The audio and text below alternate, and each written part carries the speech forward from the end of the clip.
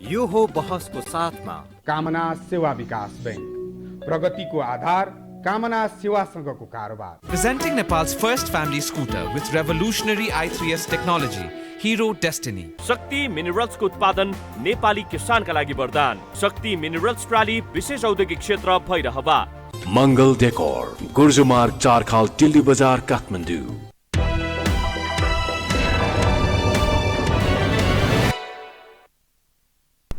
नमस्कार, यो बहसमा म यहाँहरूलाई हार्दिक स्वागत गर्दछु। जीवराम भण्डारी। आज यहाँहरू सामुने उपस्थित हुनुहुन्छ धनराज गुरुङ। उहाँ नेपाली काङ्ग्रेसका केन्द्रीय सदस्य हुनुहुन्छ। आश गरिएको पछिल्लो पुस्ताको नेतामा पर्नुहुन्छ धनराज गुरुङ।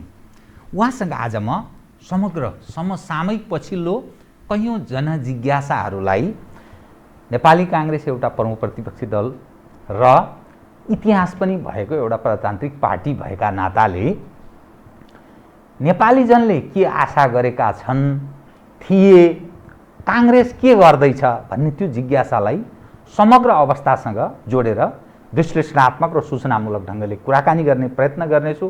सर्वप्रथम म उहाँलाई स्वागत गर्छु। स्वागत छ यहाँलाई। धन्यवाद छ। अब म कहाँबाट सुरु गर्न चाहेँ भने नेपाली काङ्ग्रेसका लागि राजनीतिक लाभको हिसाबले भलै नेपाली जन मरिरहेका छन्, देशमाथि तबाह छ, विदेशीहरूको थिचोमिचो छ, निर्णायक हैसियत यो नेपालको राजनीतिक नेतृत्व राख्छन् भन्ने विषय उप प्रश्न खडा भएको छ। त्यो मानिसले प्रश्न खडा गरिदिएका छन्, पत्याउन छोडेका छन्। तथापि राजनीतिक लाभ प्राप्तिका हिसाबले काङ्ग्रेसका लागि यो स्वर्ण अवसर जस्तो देखा पर्छ। यसकारण कि राज संस्थाको अवसान पश्चात नेपालको राजनीतिमा दुई तागत, आन्तरिक तागत देखा पर्दछ। एउटा कम्युनिस्ट, अर्को काङ्ग्रेस, अर्थात् प्रजातान्त्रिक पक्ष र वामपन्थी। त्यसमा पेट्रियोटिक, अलिकति क्षेत्रीयतावादी, अलि जातीय कुरा गर्नेहरू पनि छन्, तर ती अलिक कमजोर देखिन्छ। यत्रो स्वर्ण अवसरमा पनि काङ्ग्रेस अल्मलिएको छ। अल्मलिएको यस मानेमा प्रतिस्पर्धा कम्युनिस्टसँग उहीसँग मिलेर हिँडिरहेछ र आगामी चुनावमा पनि तालमेल गरेर कोसँग, प्रचण्डजीसँग, माधवजीसँग, उपेन्द्रजीसँग गर्ने यो आन्तरिक सहमति भएको छ। त्यो कुरा उपेन्द्रजीले मसँग सत्य संवाद मेरो कार्यक्रममा आज साँझ नै प्रसारण हुन्छ, त्यहाँ उहाँले स्पष्ट बोल्नु भएको छ। ल बताउनुहोस् त, तपाईँ जस्तो मानिस कसरी सोच्नुहुन्छ? मैले यहीँबाट सुरु गरेँ, कृपया। धन्यवाद छ। पहिलो कुरो त कि यहाँले भूमिकामै भनिसक्नु भएको छ कि वास्तवमा गोल्डन अपर्च्युनिटी काङ्ग्रेसको लागि हो, परिस्थितिले त्यो देखाउँछ। तथापि काङ्ग्रेस आफै कहीँ न कहीँ अल्मलिएको भन्नुभएको छ। काङ्ग्रेस अल्मलिनुभन्दा मुख्य कुरा के भन्दाखेरि संविधान सबभन्दा ठुलो कुरा हो। संविधान रहेन भने, संविधान च्यातियो भने लोकतन्त्र रहँदैन र लोकतन्त्रसँग जोड्न खोजेको समृद्धि त झन् परैको कुरा भइहाल्यो।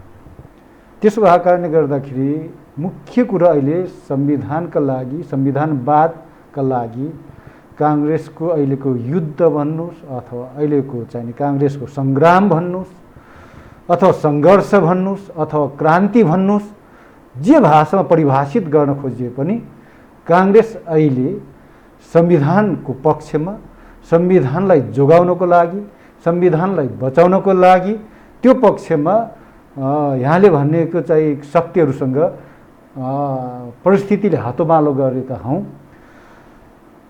कहिलेसम्म? अब यसलाई संविधान बचाउने, संविधानलाई सबल र सबलीकरण गर्ने ठाउँसम्म हाम्रो हातेमालो हुन सक्छ। जब संविधान अब पूर्ण रूपमा सबल, सशक्त, अब कसैले च्यात्न नसक्ने बनायौँ, च्यात्न खोज्ने शक्तिहरू अब धेरै कमजोर भए, च्यात्न खोज्ने चाहिने बाघको दारा नङ्ग्रा झिकियो भने त्यसपछि आफ्नो बाटोमा लाग्ने?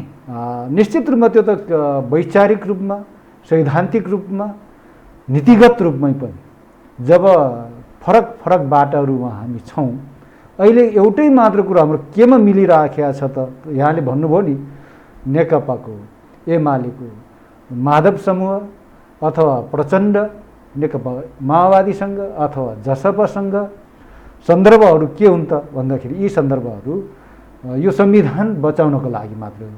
किन भन्दाखेरि सबैको आँखा अगाडि छ कि संविधानको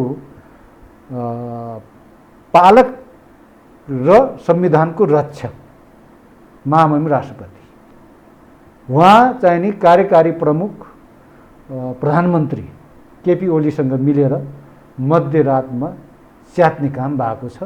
त्यो च्यात्न जोगाउनको लागि हामी सङ्घर्षरत छौँ। त्यो सङ्घर्षको यात्रामा त अब चाहिँ नि सबै एक्लै लड्नुभन्दा अरूको नि साथ सहयोग, जसलाई मन परेको छैन, संविधान च्यातेको मन परेको छैन, संविधान च्यात्नु भनेको लोकतन्त्रको अपहरण हो भनेपछि लोकतन्त्र अपहरित हुन नदिउँ भनेर लड्ने शक्तिहरू एक ठाउँमा हुनुलाई यसलाई एकदम आश्चर्य, अस्वाभाविक मान्न हुँदैन। अस्वाभाविक मान्न हुँदैन। यसको अर्थ काङ्ग्रेस कमजोर चाहिँ रहेछ, एक्लै चाहिँ लड्न सक्ने हैसियत बनाएको रहन्छ भन्ने अर्थ लाग्दछ। होइन होइन, मैले फेरि पनि जोड्न चाहन्छु जीवराम सर कि चाहिँ नि हाम्रो मिसन, हाम्रो ध्येय, हाम्रो लक्ष्य भनेको अहिले संविधान जोगाउनु। संविधान जोगाउने कुरामा तपाईँसँगै म पनि साथमा उभिन्छु भन्दा उभिन पाइँदैन, पर जा भन्न त हुँदैन नि त। कि शेरबहादुरजीलाई तपाईँको पार्टीको सभापतिलाई प्रधानमन्त्री दिन्छु भने हुनाले त्यो भन्छ नि, अब अहिले त पद लोलुप्ता भन्छ नि, पदका लोलुप्ता भएको त्यो प्रदर्शन हो कि त्यो? होइन, यो त पहिलोपल्ट संसद विघटनको सिफारिस गरिसकेपछि लगातार हामी त्यतिखेर भलै यहाँले भन्नुभएको झैँ गरेर एउटै चाहिने थलोमा हामी आन्दोलित भएनौँ होला, तर अलग थलग गरेर फरक फरक थलोमा उभिएर हामी सबै केमा थियौँ त्यतिखेर भन्दाखेरि कि यो चाहिने संसद विघटन असंवैधानिक कदम हो, अलोकतान्त्रिक कदम हो, यो अहङ्कारी कदम भयो। यो चाहिँ नि त्यस कारणले गर्दाखेरि हामीले आन्दोलन गर्दै गर्दा काङ्ग्रेसले आफ्नै ढङ्गले आन्दोलन गर्यो। नेकपा तत्कालीन नेकपाको प्रचण्ड र माधवजी, झलनाथजीहरूले अर्को ढङ्गले आन्दोलन गर्नुभयो, जसपाका साथीहरूले अर्को ढङ्गले आन्दोलन गरेकै थिए। त्यतिखेर अलग थलग फरक फरक थलोमा उभियौँ। फेरि दोस्रोपल्ट पनि फेरि पनि संसद विघटनको सिफारिस, जबकि यो दोस्रोपल्ट संसद विघटनको सिफारिस गर्दै गर्दा पहिलोपल्ट संसद पुनर्स्थापना गरेको फैसलाको पूर्ण पाठ पनि आइसकेका थिएन। यस्तो अवस्था फेरि दोस्रोपल्ट पनि फेरि संसद विघटनको सिफारिस भइसकेपछि र सिफारिस मात्रै नभएर चाहिने मध्यरातमा त्यसलाई स्टाम्प लगाउने काम राष्ट्रपतिबाट भइसकेपछि मिसन त एउटै भयो नि त, हाम्रो संविधान जोगाउने। त्यस कारणले गर्दा मिसन पो हो त, यो कहाँको ललिपप, कहाँको लड्डु, कहाँको पद, कहाँको प्रतिष्ठाको कुरा हुँदै होइन। प्रतिष्ठा हो भने त्यो चाहिने संविधान जोगाउने प्रतिष्ठाको लागि हो। अनि आगामी ठिक छ, हामी कार्तिक मङ्सिरमा चुनाव होला वा नहोला त्यो सर्वोच्च अदालतको भोलिका दिनमा हुने फैसलालाई हामी प्रतीक्षा गरौँ। अन्ततोगत चुनावमा त देश जानै पर्छ, किनभने यो प्रणाली नै, यो आवधिक निर्वाचन हामीले अवलम्बन गरेका छौँ, संविधान त नै। अनि त्यो चुनावमा पनि भोलि यी पक्षसँग, यी पक्ष भनेको प्रचण्डले नेतृत्व गरेको नेकपा माओवादी केन्द्र, झलनाथ माधवजीले नेतृत्व गरेको एउटा समूह, एमालेको एउटा समूह, उपेन्द्रजीले र बाबुरामजीले नेतृत्व गरेको जसपा, यी पक्षहरूसँग चुनावी तालमेल गर्ने हो। सुनिन्छ 49% यी समूहहरूलाई काङ्ग्रेसले छोडिदिनेछ, 51%मा देशव्यापी रूपमा काङ्ग्रेस चुनाव लड्नेछ, सुनिन्छ त्यस्तो पनि। र उपेन्द्रजीले मैले अघि नै भने, आज साँझ नै मेरो 9-10 आउने सत्य संवाद कार्यक्रममा उहाँले बोल्नुभएको छ, पार्टीको अध्यक्ष, जसपाको अध्यक्षको हैसियतले हामी चुनावसम्म नै तालमेल गरेर जान्छौँ, चुनावमा मिलेर लड्छौँ?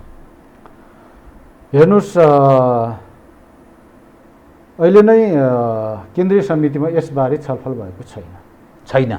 छलफल भएको छैन। सभापतिले कुनै वचन दिनुभएको हो जस्तो अर्थ लाग्छ। सभापतिज्यूले वचन दिनुभएको भए त्यो अब मैले जान्ने कुरा भएन। मान्य हुन्छ कि हुँदैन भन्न खोजे। त्यो केन्द्रीय समिति अनुमोदन गर्नुपर्ने हुन्छ। कोर्टसँग तपाईँलाई चाहिँ कस्तो लाग्यो यस्तो यदि यसो भयो भने? होइन, यस्तो हुन्छ, मुख्य कुरो त कथाले माग्नुपर्छ। कथाले मागेन भने हुँदैन।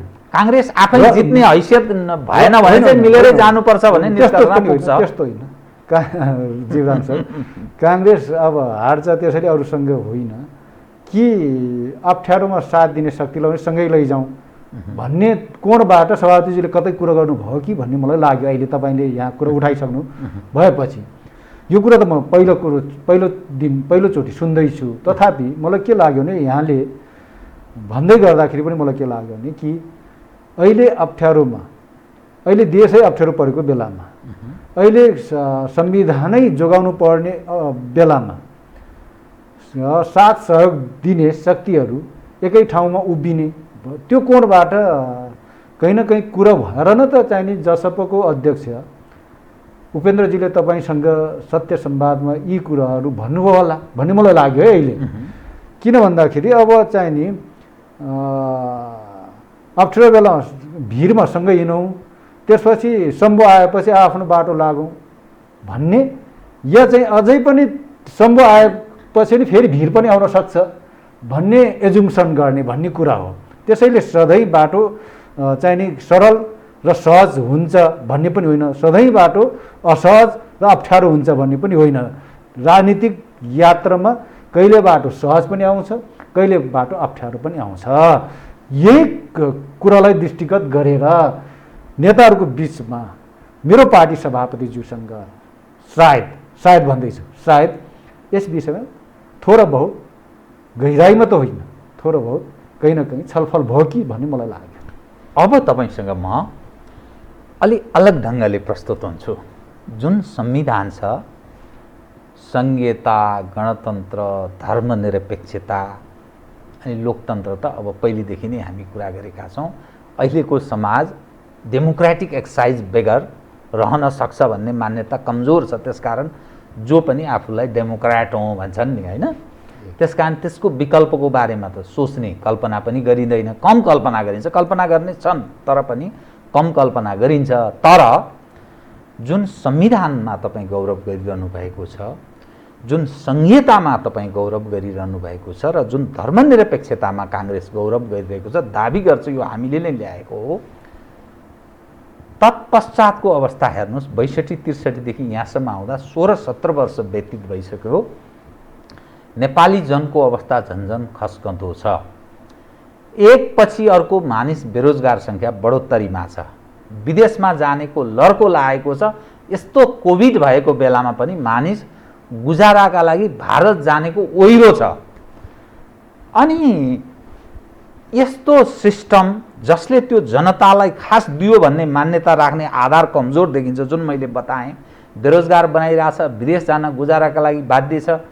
अनि त्यो के संविधान चाहिँ सिरानीमा राखेर नमस्कार गर्ने त्यो भागवत गीता हो र यो उपलब्धि चाहिँ भयानक हो भन्दा मानिसले सधैँ स्वीकारिरहन्छ। यस नारा लिएर भोलि तपाईँहरू जो चुनावमा भोट माग्न जानुहुन्छ नि, जनतालाई के भनेर विश्वास दिलाउनुहुन्छ र तपाईँहरूले भोट पाउने बताउनुहोस् त। जीवराम सर, हजुरकै शब्दमा संविधान गीता हो, न संविधान कुरान हो। संविधान नै हो, होइन? संविधानलाई मैले अघि एउटा कुरा जोडेका थिएँ, लोकतन्त्र, संविधानलाई बचाउँदै लोकतन्त्रलाई बचाउँदै लोकतन्त्रलाई समृद्धिसँग जोड्न छ भनेर भनेको थिएँ मैले अघि नै। हो, त्यही समृद्धिमा पुग्नु छ। हाम्रो ध्येय, अन्तिम ध्येय भने लोकतन्त्र र समृद्धिलाई एक ठाउँमा जोड्नु छ। लोकतन्त्र भनेको खालि चाहिँ नि बोल्न पाउने अधिकार मात्रै सुनिश्चित गर्नु होइन, बाँच्न पाउने अधिकारलाई पनि सुनिश्चित गर्नु हो। लोकतन्त्र भनेको खल्तीमा पैसा नभएको कारणले गर्दाखेरि उपचार नपाएर हस्पिटलको गेटबाट फर्किनु पर्ने लोकतन्त्र होइन। मैले बुझेको लोकतन्त्र यस्तो होइन।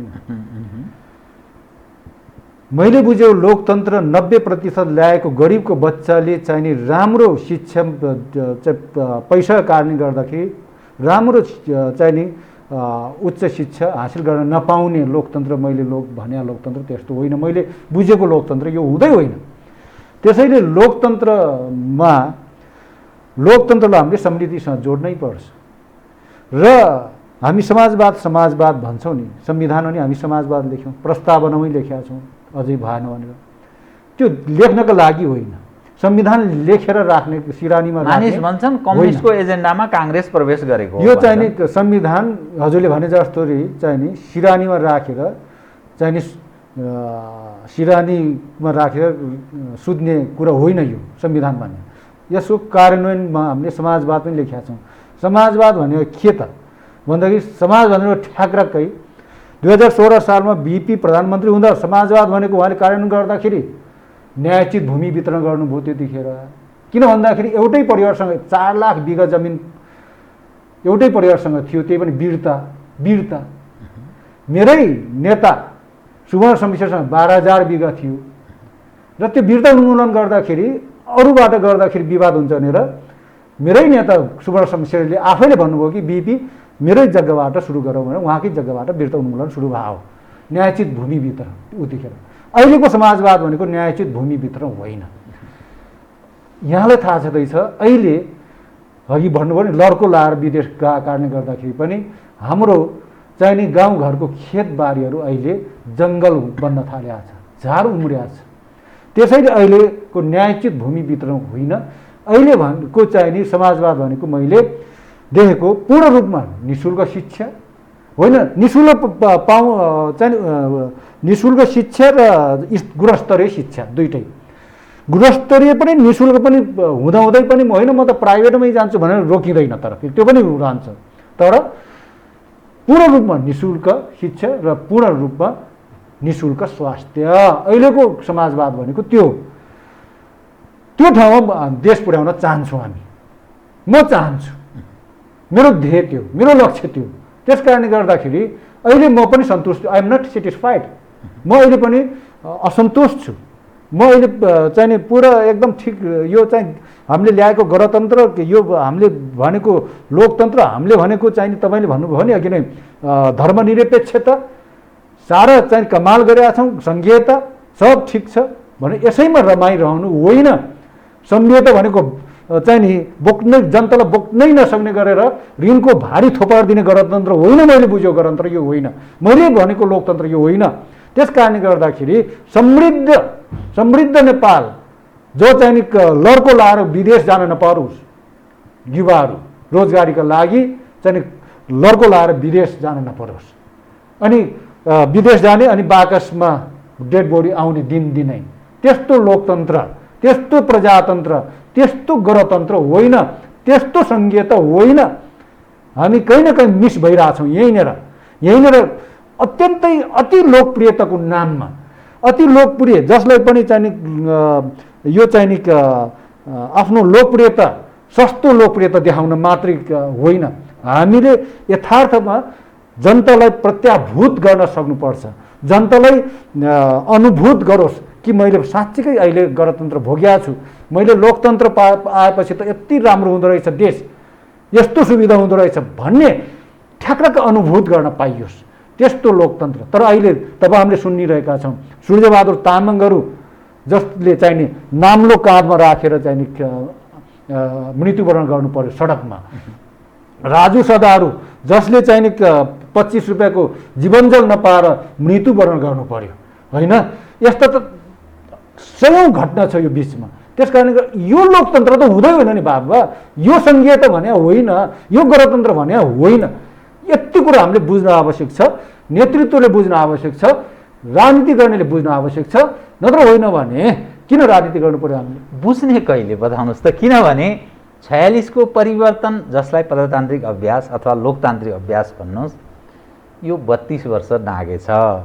अघि 62-63 को अर्को परिवर्तन, महान परिवर्तन होइन, महान परिवर्तन भन्नुहुन्छ नि तपाईँ।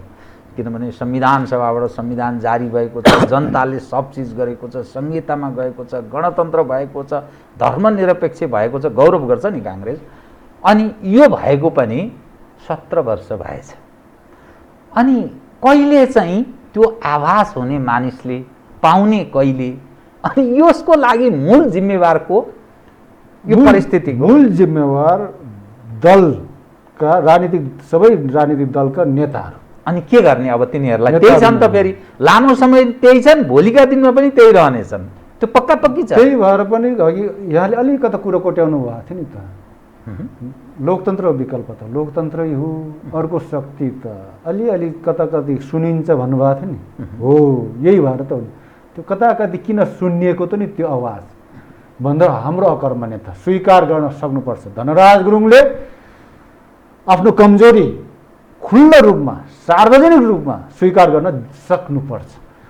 हाम्रो चाहिँ नि यो गणतान्त्रिक नेपाल, लोकतान्त्रिक नेपाल जे भन्नुहोस्, यो फेजमा 17 वर्षको अवधि भन्नुहोस् अथवा 46 सालको जनआन्दोलनको परिवर्तन पछिकै कुरा गरौँ भने पनि भ्रष्ट प्रवृत्ति जस्तोको तस्तै रह। भ्रष्टाचारीको विरुद्धमा बोल्नै नहुने, उल्टै भ्रष्टाचारीको विरुद्धमा बोल्नेलाई कारवाही गर्नसम्म चाहिँ नि आँट गर्छन् यहाँका दलका नेताहरू। किनभने दलका नेताहरू म सबै भन्दिनँ, किनभने यो देशमै बिपी कोइराला हुनुहुन्थ्यो, यो देशमै गणेश मानजी हुनुहुन्थ्यो, यो देशमै कृष्ण प्रसाद भट्टराई जस्ता मान्छे पनि हुनुहुन्थ्यो, यो देशमै अर्को नेता मनमोहन अधिकारी जस्ता पनि हुनुहुन्थ्यो, यो देशमा सुशील कोइराला जस्ता नेता पनि हुनुहुन्थ्यो। सबै नेतालाई एउटै बास्केटमा राख्नुहुन्न। यो देशमै भीमबहादुर तामाङ जस्ता नेताहरू पनि हुनुहुन्थ्यो, शैलजा आचार्य जस्ता नेताहरू पनि हुनुहुन्थ्यो, जसले चाहिँ शैलजा आचार्यले त यो चाहिँ नि मन्त्रालयमा जता हेरि त्यतै भ्रष्टाचार रहेछ भन्दाखेरि त्यही कारणले उहाँले राजीनामा गर्नुभएको थियो कृषि मन्त्री हुँदाखेरि। त्यस्ता नेता पनि त हामीसँग हुनुहुन्थ्यो। तर सबै नेतालाई एउटै बास्केट पनि नराखौँ नम्बर 1। तथापि ती नेताहरू अल्पमतमा परे।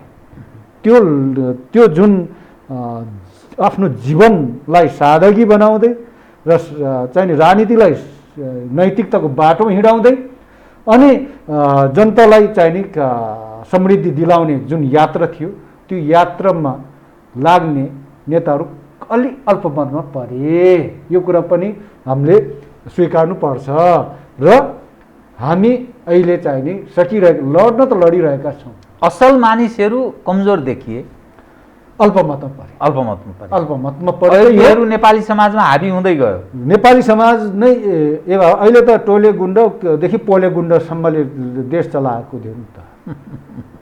तपाईँहरूलाई यो लाज लाग्दैन? यो जुन खालका मानिसहरू समाजमा हाबी भएछन्, जस्ता मन्त्रीहरू भएछन्, के बोल्छन्, के गर्छन्, तपाईँहरूलाई कस्तो महसुस हुन्छ? के मन्त्री के प्रधानमन्त्री, अब के बोल्छन् उहाँहरू त्यो थाहा पनि हुन्न। उहाँले बोल्दै हुन्छ, प्रधानमन्त्री जसले भ्रम छर्दै हुने हुन्छ। प्रधानमन्त्री जस्तो कुर्सीमा बसी त नेपालीको त इम्युनिटी पावर छ, त्यसैले कोभिडले छुन्न भन्दाखेरि 8,000 भन्दा बढी मान्छे मारियो भन्नुपर्छ। अब मरेको नि, मारियो, कारण कोभिड देखाइयो।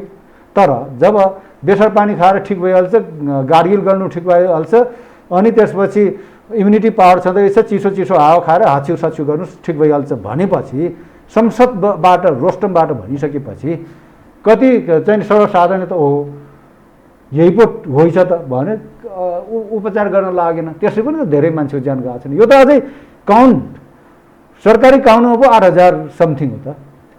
गाउँमा त कति त पिसिआर टेस्टै नगरिकन हिसाब किताबै छैन। अब ठ्याक्कै मिल्छ, लक्षण मिल्छ, मरेका छन्, कोभिडसँग लक्षण मिलेको छ, सास फेर्न सकिन भने एकैछिनमा ढल्छ, मर्छ गाउँमा, तर टेस्ट हुँदैन, काउन्ट हुन्न त्यसको।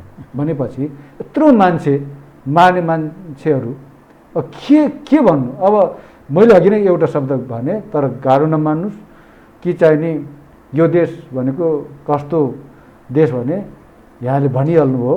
त्यही भएर मैले पनि भने, टोले गुण्डदेखि पोले गुण्डसम्मकाले चलाउने देश भइसक्यो।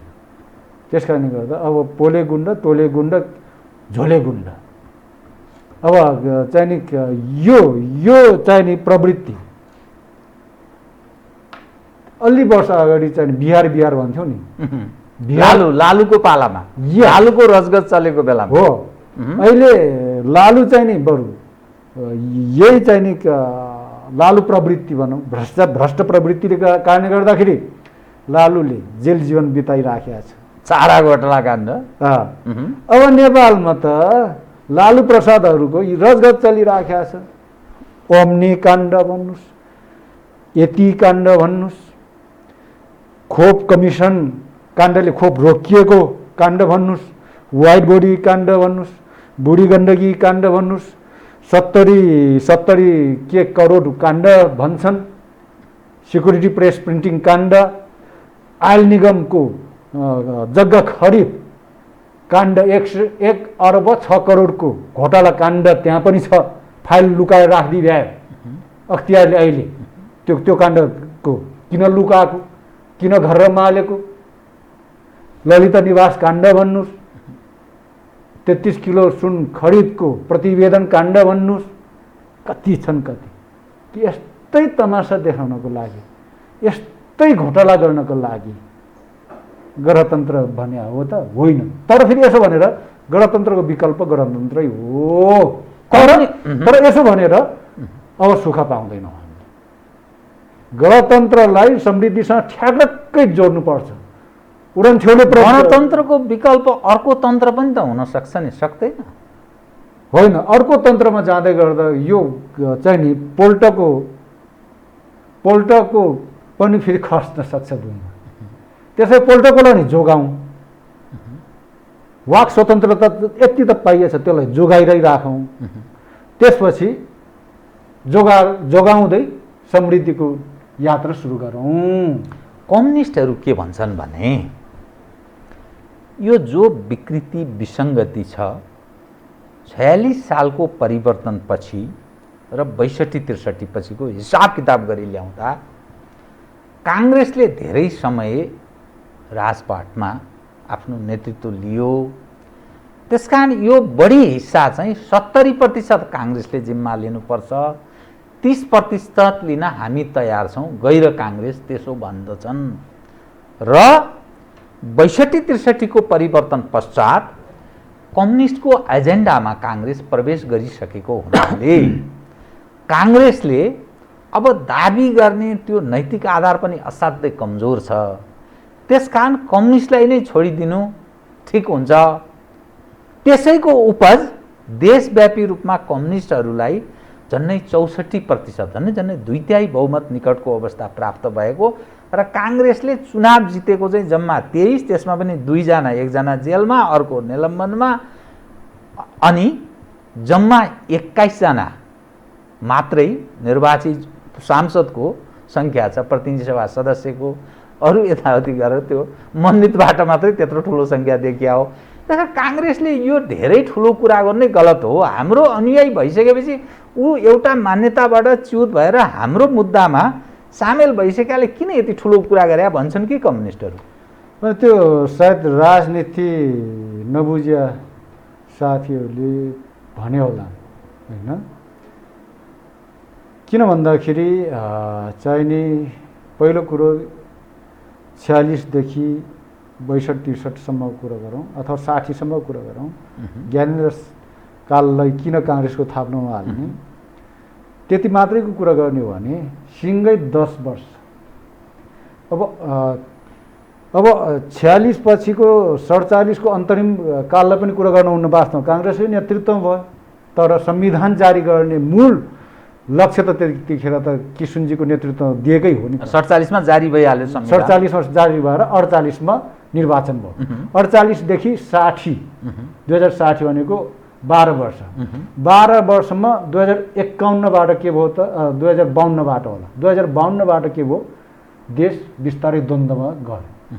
त्यसपछि त्यो द्वन्द्वमा जाने स्थिति त काङ्ग्रेसले बनायो नि त। 3674 काङ्ग्रेसमै भए, गणेश मानजी जस्तो मान्छे रोएर निस्कनु पर्यो, किसुनजीलाई त्यस्तो कन्तुबिजोग पारियो, सबै तस्बिर। यही कारणले के हतियारै बोक्नुपर्छ भन्ने त थिएन होला। आखिरमा हतियार बोक्नु गलत थियो भन्ने त प्रमाणित भयो नि त फेरि।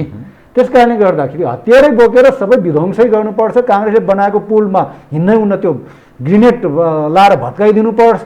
काङ्ग्रेसले बनाएको पुलमा पनि हिँड्न हुन्न, काङ्ग्रेसले बनाएको मन्दिरमा पनि पूजा गर्न हुन्न, अनि काङ्ग्रेसले बनाएको चाहिँ नि यो के भन्छ टेलिफोनको टावरहरू पनि भत्काइदिनुपर्छ किनभने त्यसले बनाएकोमा बोल्नै हुन्न भन्ने त थिएन नि त। त्यसलाई पनि बचाएर आन्दोलन गर्न सकिन्थ्यो। ठुल्ठुलो आन्दोलनहरू चाहिँ नि आगजनी विरुद्ध नगरिकन पनि क्रान्तिहरू भएका छन्।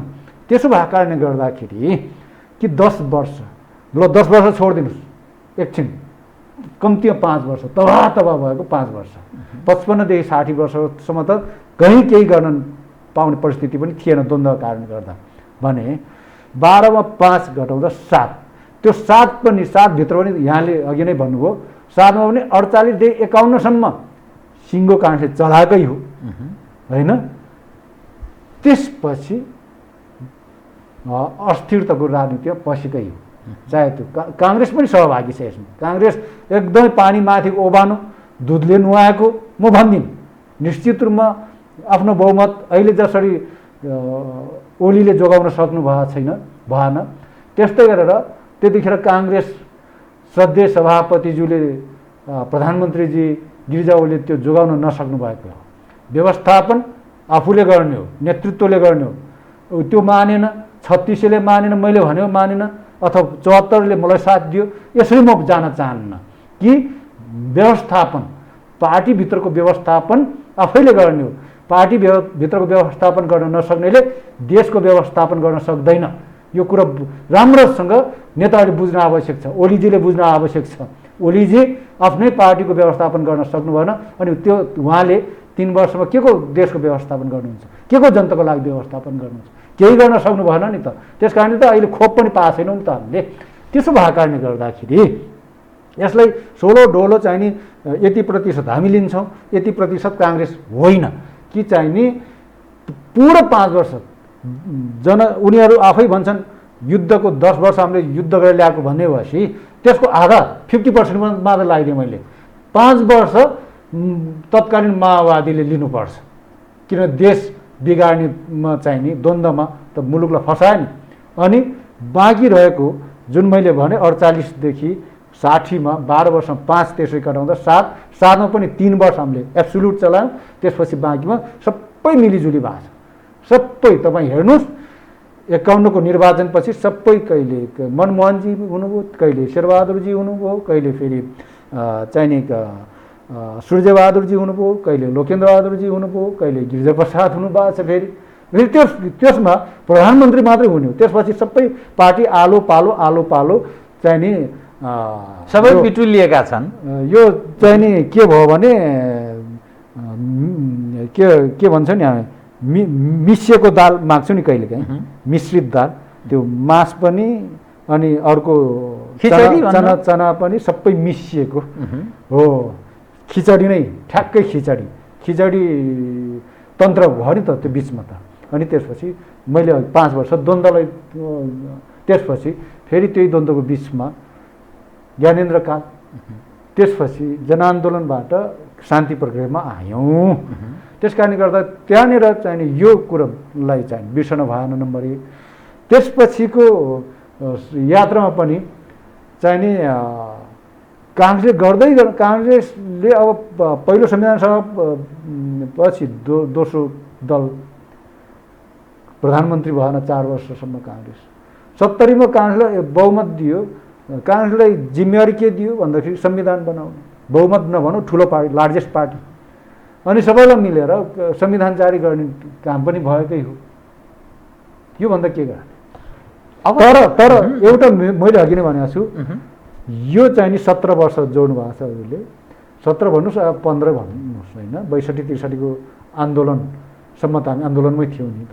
यो सबै कुरा गर्दाखेरि पनि मैले अघि एउटा शब्द प्रयोग गरेको छु, म सन्तुष्ट छुइनँ। किनभने यति मात्रै प्राप्तिमा सन्तुष्टि गर्नुहुन्न, समृद्धि ल्याउन सकिन्छ, सम्भावना छ। त्यो सम्भावनाको ढोका किन खोलेनन् नेतृत्वमा जानेहरू? खालि चाहिँ केमा अल्झिन्छन् भन्दा कमिसनमा अल्झिन्। सिधै कुरा छ नि, सब कमिसनमा अल्झिन्, कमिसनको ढोका हेरेर कुरा बस्ने। हेर्नुहोस्, अनि यो राजनीतिक नेतृत्व, यो खालको पोलिटिकल सिस्टम जुन खालको संवैधानिक हामी अभ्यास गरिरहेका छौँ यसले भोलिका दिनमा जनतालाई राष्ट्रका लागि काम गर्छ भनेर मान्ने त्यस्तो आधार केही छ र? किन मैले यो कुरा गरे भने पटक पटक परीक्षण भएको छ। यो सबै नेतृत्व परीक्षण भइसकेको नेतृत्व छ। तपाईले राम्रो शब्द एउटा चयन गर्नु हो जसले पार्टी मिलाएर लैजान सक्दैन, चलाउन सक्दैन, त्यसले देश चलाउन सक्दैन। अनि यही प्रश्न तपाईको कांग्रेसको पार्टी के त मिलाएर चलाएको छ, राम्रो चलाएको छ र? अनि शेरबहादुरजीले प्रधानमन्त्री भोलि चलाउनुहुन्छ, फेरि सभापति हुनुहुन्छ, अनि त्यो मान्ने आधार उहाँ त छैटौँ पाँचौँ छैटौँ पटक हुँदै हुनुहुन्छ। अनि त बताइदिनुहोस् त, ल अब यो विषय अब बताउनुहोस् त। ठ्याक्कै मलाई सोध्नुहुन्छ भने सत्तामा व्यक्ति परिवर्तन होइन, प्रवृत्ति परिवर्तन हुनुपर्छ। प्रवृत्ति परिवर्तन गर्ने हो भने अल अफ टेस्टेड उहाँहरूले चाहिँ हामी अभिभावक बन्छौँ भनेर ठुलो दिल बनाउने हो भने कोही के गान्धी कहिल्यै प्रधानमन्त्री बन्नुभयो, महात्मा गान्धी। तर महात्मा गान्धीको सारा संसारमा ठाउँ ठाउँ अहिले पनि शालिगहरू बनेका छन्। इभन म ब्राजिलमा पुग्दा ब्राजिलमा पनि यो कसको महात्मा गान्धीको जस्तो लाग्यो त भन्दा यस हामी महात्मा गान्धीलाई मान्छौँ भने त्यहाँका मान्छे भनिसकेपछि महान बन्नको लागि प्रधानमन्त्री बन्नु पर्दैन, तर देश बनाउनको लागि त फेरि कहिले काहीँ त्यस्तो कार्यकारी पनि जानुपर्छ, बन्नै हुन्न भन्ने होइन। तर तपाईँले भन्नु भने कतिपल्ट यतिपल्ट उतिपल्ट गर्नका लागि प्रधानमन्त्री हुने त होइन, गर्नका लागि होइन, गर्नका लागि। प्रधानमन्त्री पद प्रधानमन्त्री म कतिचोटि भएँ भनेर गर्नका लागि बन्ने होइन, गर्नका लागि, देश र जनताका लागि प्रधानमन्त्री बन्ने हो। मलाई सोध्नुहुन्छ भने आज दिनमा सोध्नुहुन्छ भने एकदमै साँच्चीकै यो मुलुकलाई त्यो ठाउँबाट त्यो चाहिँ नि दुर्गन्धबाट सफा गरेर अगाडि बढ्ने भने नयाँ मान्छेलाई दिँदा केही फरक पर्दैन।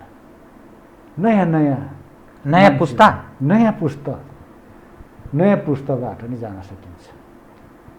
त्यसरी पनि सोच्न सकिन्छ। मैले त्यो नयाँ पुस्तालाई चयन गर्ने भनेको तपाईँको पार्टीका कार्यकर्ताले गर्ने। तपाईहरू पार्टीको महाधिवेशनको सम्मुखमा हुनुहुन्छ। महाधिवेशन त टाइममै होला नि त, होइन कि हुँदैन? टाइममा हुन्छ होइन। अनि समयमै हुन्छ भने, घोषित समयमा हुन्छ भने अहिले पनि सभापतिका लागि शेरबहादुरजी एउटा प्रबल दावेदार मान्छे भन्छन्। शेरबहादुरजीसँग अरूले के भिड्न सक्छन् र किन भिड्न सक्दैन भने कोइराला क्याम्प आफै विभाजित छन्। शेखर र शशाङ्क दुइटै उठ्छु भनिरहेछन्। रामचन्द्र फेरि उहाँ अर्को नउठी छोडिदिन भनिरहनु भएको छ। अनि कृष्ण सिटौला पनि प्रयत्न नभए नि बार्गेनिङ गरेर सेकेन्ड थर्ड म्यान। अनि विमलेन्द्र निधि पनि त्यही प्रयत्न, त्यो चाहिँ फेरि तराईतिर काट्ने, शेरबहादुरजीलाई ड्यामेज हुनसक्छ या अर्को त्यो ट्याक्टिकल विषय होला पनि भन्छन्।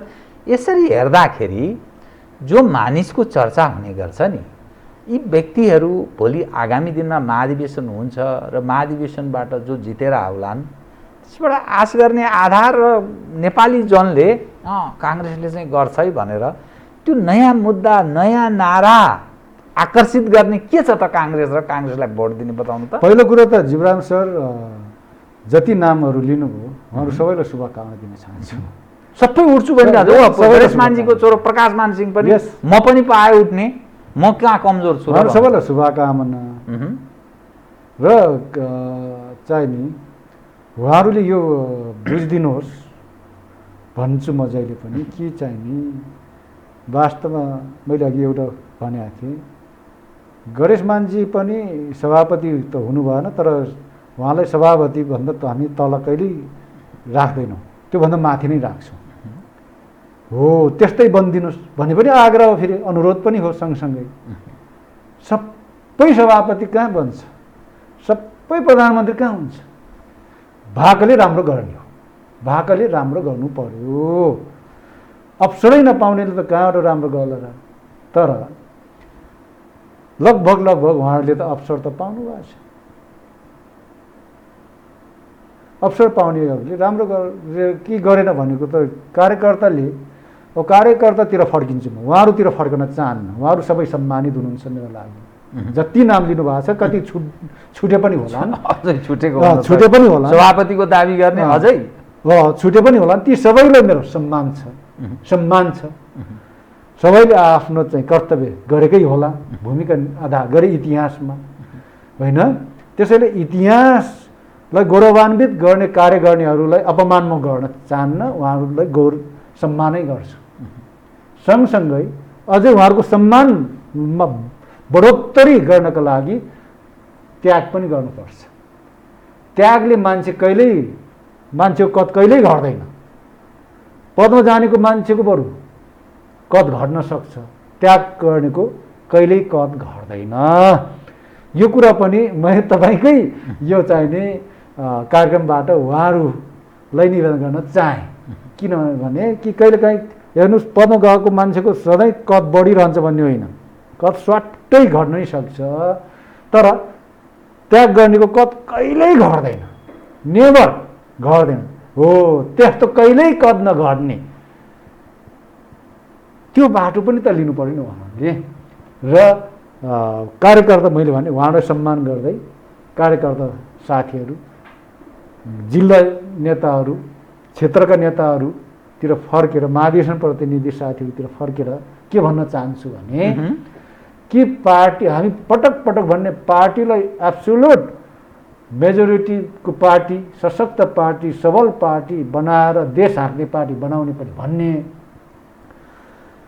तर हामी त्यो कुवाबाट बाहिर फुत्त निस्कन नसक्ने, फेरि त्यही कुवामा रमाइरहने हो भने हामीले भनेको जस्तो पार्टी नबन्न पनि सक्छ। त्यसो भएको कारणले गर्दाखेरि हामीले कम्तीमा पनि त्यो कुवाबाट बाहिर निस्कौँ, बल गरौँ, निस्कन सकिन्छ, मजाले सकिन्छ। अनि त्यसपछि संसार हेरौँ। त नयाँ पुस्तालाई दिनुपर्छ यी तपसिलका मानिस भन्दा भन्ने तपाईँको धारणा हो? नयाँ पुस्ताका लागि तपाईँले अपिल गर्नुभयो? काङ्ग्रेसमा अब नयाँ पुस्ताले नेतृत्व सम्हाल्नुपर्छ भन्नु? जीवराम सर, बीपी कोइरालाले चाहिँ पार्टी स्थापना गर्दा बीपी कोइराला जम्मा 33 वर्षको उमेरमा हुनुहुन्थ्यो। 33 वर्ष, हजुरलाई थाहा छ। अब 33 वर्षको उमेरमा पार्टी स्थापना गरेर 36 वर्षको उमेरमा त उहाँ त्यत्रो क्रान्ति गरेर गृहमन्त्री बन्नु, एउटा नेपाललाई नै नयाँ एरामा अगाडि बढाउने काम त 2007 हो, बीपी कोइरालाले गर्नुभयो। र त्यसपछि 2015 आम निर्वाचन भएर 2016 जेष्ठ 13 गते उहाँ पहिलो निर्वाचित प्रधानमन्त्रीको रूपमा नियुक्ति हुँदै गर्दा उहाँ जम्मा 44 वर्षको हुनुहुन्थ्यो। त्यही पार्टीको हामी अनुयायी हौँ। अब अहिले हामी चाहिने झन्डै साथीतिर भेटिन लाग्दैन यो केटाकेटी छ भन्ने। अहिले हाम्रो केटाकेटी भन्नेहरू हाम्रो उमेरमा कोही सभामुख, कोही प्रधानमन्त्री कतिचोटि हुनुभएको छ। त्यसैले के भन्दाखेरि कि पार्टीलाई ल उहाँहरूलाई फेरि मैले पाखै लाउने भन्ने पनि छैन। के जिम्मा दिने त उहाँहरूलाई? उहाँहरूको जिम्मा आउन सक्छ। पार्टी ठुलो बन्यो भने त जिम्मेवारी त आउँछ नि त। अभिभावकको के भूमिकामा, पार्टीमा अभिभावक के भूमिका, देशैमा पनि अब अभिभावक के भूमिकाहरू छन् देशका लागि, देशमा पनि छैन र? मैले अघि नै भने। त्यसैले यो कुरामा हामीले बुझ्न आवश्यक छ, नेताहरूले बुझ्न आवश्यक छ। त्यसैले यहाँ धेरै कुरा भनिरहनु पर्दैन। उहाँहरूलाई भन्नुभन्दा मैले अघि नै भने जिल्लाका नेताहरू, क्षेत्रका नेताहरू, होइन, गाउँका नेताहरू जसले आजसम्म यो पार्टी धान्नु भएको छ, अब फेरि यो पार्टीलाई धान्ने मात्रै होइन बनाउने। धान्ने भने के हो भन्दाखेरि जे भए पनि गरिरहेको छु भन्ने हो क्या धान्ने भने त्यो। तर धान्ने मात्रै होइन, अगाडि बढाउने। धान्ने भनेको एकै ठाउँमा उभिएर उभिया छु भन्ने जसरी चलाएको छु मात्र हो। अब अगाडि बढ्ने गतिशील बन्नेतिर लाग्नलाई म उहाँहरूलाई आह्वान गर्न चाहन्छु। खालि चाहिँ नि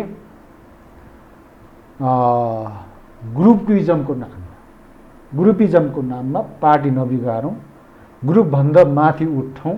वैचारिक कसले गरेको छ ग्रुपिजम? वैचारिक यो त तलैसम्म पुगिरहेछ नि त, म त्यो भन्दैछु। त्यही भएर केन्द्रको नेतृत्वले संरक्षण गरेको छ। यस्तो हुँदो रहेछ, संरक्षण भने कि संरक्षण खोज्ने। यहाँ त्यही त म भन्दैछु कि चाहिँ नि प्राप्तिलाई नै प्राथमिकता दिन भएन। मैले के पाउँछु भनेर प्राप्तिलाई मात्रै ध्यान दिन भएन। पहिला पार्टी बनाएपछि त प्राप्ति त जति पनि प्राप्त, कार्यकर्ता जनले त्यो क्षमता देखाऊ भन्ने तपाईँको कुरा आयो। यस।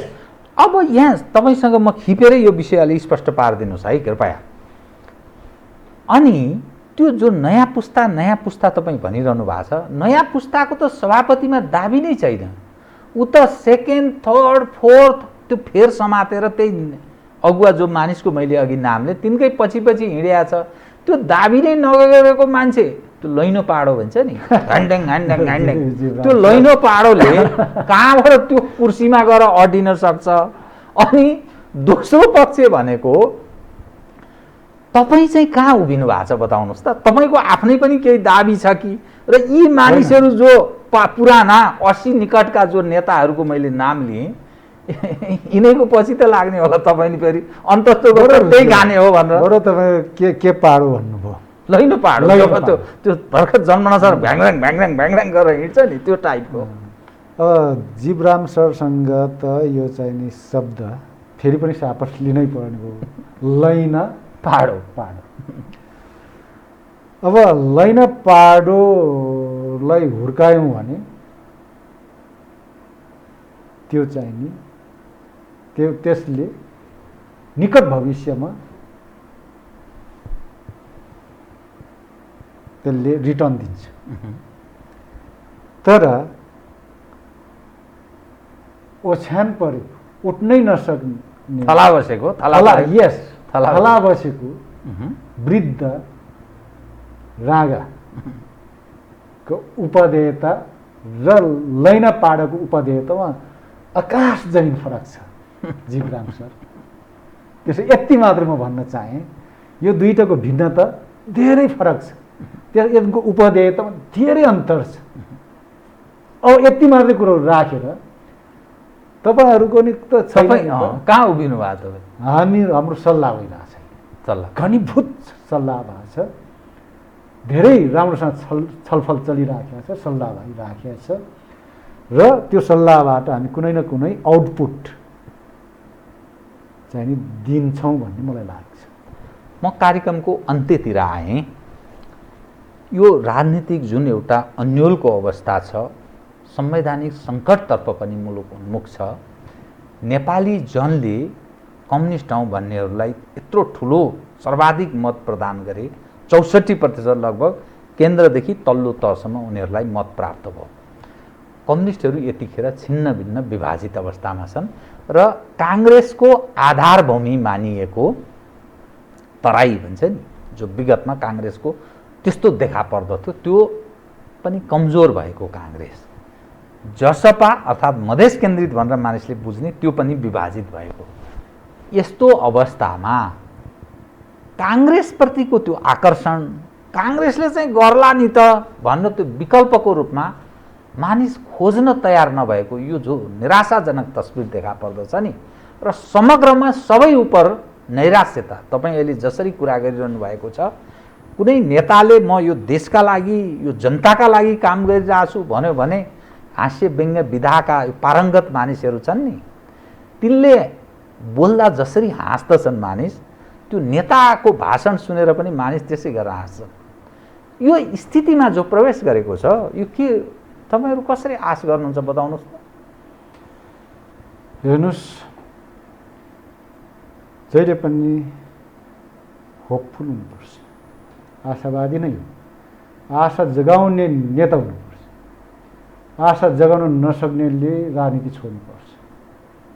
त्यसैले पनि अब काङ्ग्रेसले पनि गर्न सक्दैन, कम्युनिस्टहरू छिन्न भिन्न छन्, यस्तो लथालिङ्ग भयो, यत्रो स्थिरताको नारा दिएर कम्युनिस्टहरू पनि यस्तै रहेछन्, निश्चित रूपमा यस्तै रहेछन् भन्ने पुग्यो।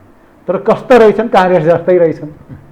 हजुरले भन्न खोज्नुभयो यही हो जस्तो लाग्छ। फरक देखिएन भन्ने। यस हो, त्यही फरक ठ्याक्कै देखाउनको लागि 14औं महाधिवेशन, भाद्रमा 14औं महाधिवेशन हुन्छ।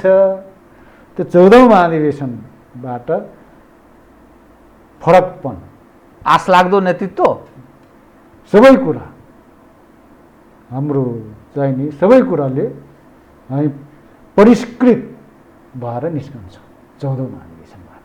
त्यो थलोबाट निस्किँदै गर्नु 14औं महाधिवेशनको बाट काङ्ग्रेस बाहिर निस्किँदै गर्दाखेरि हजुरले भने जस्तो अहिलेको लुरे काङ्ग्रेस होइन, लैन पाड अथवा थला बस्या राँगा होइन, चुस्त दुरुस्त सबल सशक्त काङ्ग्रेस र चाहिँ नि आशा जगाउने काङ्ग्रेस भएर निस्कन्छ 14औं। अब लास्टमा मैले कथम भन्ने भाषा प्रयोग गरेँ। प्रतिनिधि सभा पुनर्स्थापना वा प्रधानमन्त्रीले गरेको विघटन सदर, यो मुद्दा सर्वोच्च अदालतमा विचाराधीन छ। तर राजनीतिमा त कुरा गर्न पाइन्छ। प्रतिनिधि सभा पुनर्स्थापना भयो भने कसरी जानुपर्छ, के गर्छ काङ्ग्रेसले?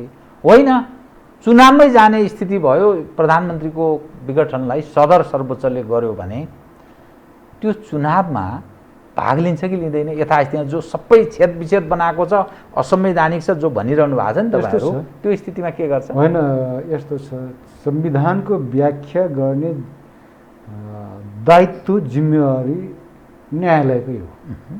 हामीले संविधानमा प्रष्ट लेखेका छौँ, उल्लेख गरेका छौँ। त्यसैले न्यायालयप्रति हामी विश्वास गर्छौँ र हामी आफैले न्यायालयमा ढोका घचघच्याउनु गएको त हामी आफै हो नि त। अहिले त 146 जनाको रिट के अरे हस्ताक्षरसहित शारीरिक भौतिक उपस्थितिसहित भएको निवेदन हो त्यो। आफैले अदालतमा विश्वास गरेर निवेदन दिन जाने, अनि यो फैसला गरे ठिक, यो फैसला नगरे बेठिक भन्न हाम्रो नैतिकताले दिँदैन। नम्बर 1, जे फैसला आउँछ त्यसलाई स्वीकार्ने कुरा भयो। त्यही त निवेदक भएर गइसकेपछि र चाहे त्यो वादी होस् चाहे प्रतिवादी होस्, न्यायालयको फैसलालाई त हामीले आफ्नो पक्षमा आए पनि नआए पनि त्यो शिरोधार्य गर्नुपर्ने अवस्था हुन्छ। अब यहाँले दुईवटा कुरा गर्नुभएको छ, पुनर्स्थापना गरिदियो के कसरी अगाडि बढ्छ, पुनर्स्थापना गर्दैन चुनाव भयो के हुन्छ, के गर्नुहुन्छ? पुनर्स्थापना गरिदियो 146 जनाको हस्ताक्षर छ, त्यो बच्च ती रहिरहन्छ, बाँकी रहन्छ, ती सही बमोजिम अगाडि बढ्ने हो। होइन, राजनीतिमा चाहिँ नि स्थिर ढङ्गबाट यही भइरहन्छ भन्ने त म पनि मान्दिनँ। सम्भावना के हो? यहाँले भन्नुभयो भने जस्ता तस्तै रहन्छ, नरहन सक्छ होइन, 146 जस्ता तस्तै नरहन सक्छ। तर तपाईँको 146 आफै सशरीर उपस्थित भयो नि त। त्यो विथड्र गर्नको लागि उहाँ जसले विथड्र गर्न चाहनुहुन्छ उहाँले राजनीति छोड्नुपर्छ। राजनीति भनेको त खेलाची त होइन होला हेर्नुहोस्। त्यस कारणले गर्दा त्यो नैतिकताको धरातलबाट माथि उठेरै सशरीर उपस्थित भयो होला पक्कै पनि। यति छिटै त्यो नैतिकता धरातल कमजोर हुन्छ भने त मलाई लाग्दैन, त्यसै जान्छ भने मलाई लाग्छ। नम्बर 1 गएन, मानव भत्कियो। यहाँले जीवराम सरले भन्नुभएको चाहिँ गरेर भत्कियो, 146 भत्कियो भने नयाँ समीकरणहरू बन्लान्। तर कम्ती हो नि संविधानलाई हामीले चाहिँ नि भने बमोजिम एउटा ट्र्याकमा आयो भन्ने हामीलाई अनुभूति होला। नेतृत्व जे होला जसले नेतृत्व छ। अनि चुनाव अब रह्यो, अब होइन विघटनलाई सदर गरिदियो, यसको काङ्ग्रेसले के गर्छ यो फैसला भन्ने कुरा मैले अघि नै टुङ्ग्याइसकेँ होइन। अब निर्वाचनतिर गइसक्यो भने सदरै गरिदियो भने तैँले किन सदर गरिस् विघटनलाई भनेर हामी सडकमा जुलुस निकाल्यो, उत्पात मचाउने भन्दा हुन त अहिले चाहिँ नि कोभिडका कारणले गर्दाखेरि कोभिड-19 का कारणले गर्दा चुनाव हुने सम्भावना म देख्दिनँ। नम्बर एक त्योभन्दा अगाडि त अझै मैले के भन्छु पुनर्स्थापनै हुन्छ भने हामीलाई लागेको छ होइन। त्यो संविधानको कहीँ धारामा त्यस्तो दिया छैन, तैपनि म व्याख्या त होइन, व्याख्या गर्ने जिम्मा उहाँहरूलाई हो, न्यायाधीश सम्माननीय न्यायाधीशहरूलाई नै हो, माननीयहरूलाई नै हो। त्यस कारणले गर्दाखेरि अब कदन कदाचित हजुरले भन्नुभयो यही हो ठ्याक्कै, कदन कदाचित त्यसो भइहाल्यो भने चुनावको माहौल तयार पार्नेतर्फ र त्यसको टेक्निकल्ली के कुन उपायहरू अवलम्बन गरेर जान सकिन्छ होइन भन्ने कुराहरूलाई हामी चनाखोको साथ सुझाव पनि दिन्छौँ, हेर्छौँ। हस् त, कार्यक्रममा आइदिनु भयो, यहाँलाई हार्दिक धन्यवाद दिन चाहन्छु। यहाँलाई पनि हार्दिक धन्यवाद दिन चाहन्छु। धन्यवाद। आदरणीय दर्शकवृन्द, उहाँ हुनुहुन्थ्यो धनराज गुरुङ, नेपाली काङ्ग्रेसका नेता। समसामयिक विषयलाई केन्द्रमा राखेर गरिएको कुराकानी। म सहित मेरो सम्पूर्ण युनिटलाई कार्यक्रमबाट बिदा दिनुहोस्, तर यो हो टेलिभिजन, हेर्दै रहनुहोला। नमस्कार।